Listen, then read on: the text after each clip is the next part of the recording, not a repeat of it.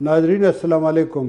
شمالی وزیرستان کے تحصیل میرلی کے گاؤں ہورمز میں سوموار کی صبح مبینہ ڈرون حملے کے نتیجے میں مرنے والے 3 کمسن بچوں اور ایک خاتون کی لاشوں کو لے کر احتجاجی دھرنا جمعے کو 5ویں روز بھی جاری رہا۔ ایک روز قبل اعلیٰ سیکورٹی اور انتظامی عہدیداروں کے ساتھ ملاقات میں قبائلیوں نے مطالبہ کیا کہ اس واقعے کی برملا معافی مانگی جائے گی۔ اگر ایسا نہ ہو سکا تو وہ اس احتجاج کو 15 دن تک جاری رکھنے کے انتظامات کر چکے ہیں۔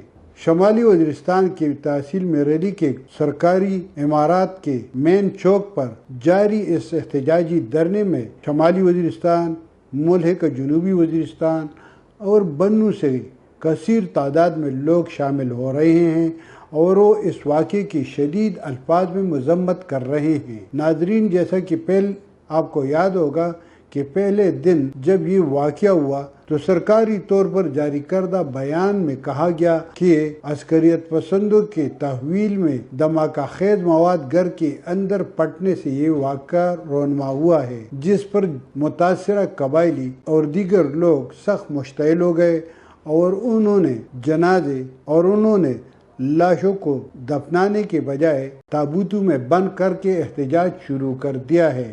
قبائلیوں نے یہ بھی دھمکی دی ہے کہ اگر حکام تشدد پر اتر آئے اور معافی مانگنے سے انکار کر رہے ہیں تو وہ ان لاشوں کو اٹھا کر اسلام آباد تک لے جائیں گے۔ پشاور سے ملحقہ قبائلی ضلع خیبر کے دور افتادہ وادی تیرا میں ایک روز قبل نامعلوم عسکریت پسندوں نے 3 نوجوانوں کو اغوا کر کے ان کی گولیوں سے چلنی لاشیں جمعے کو ایک غیر آباد علاقے سے ملی ہے۔